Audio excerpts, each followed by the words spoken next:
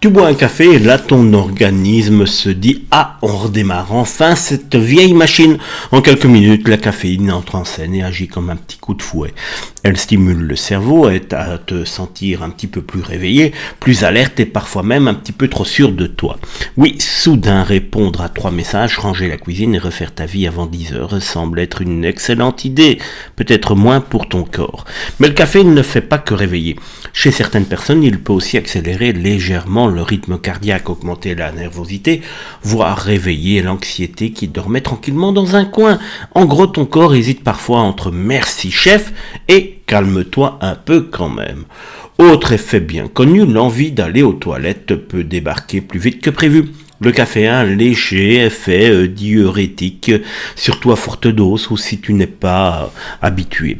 Cela dit, un café classique ne te déshydrate pas automatiquement, contrairement à ce que beaucoup répètent comme des idiots. Le vrai piège, c'est plus tard, parce que la caféine peut rester active plusieurs heures et perturber ton sommeil.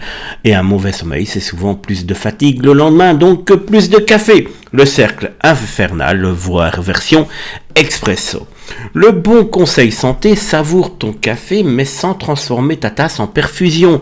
Pour la plupart des adultes, autour de 400 mg de caféine par jour est généralement considéré comme une limite raisonnable selon la sensibilité de chacun.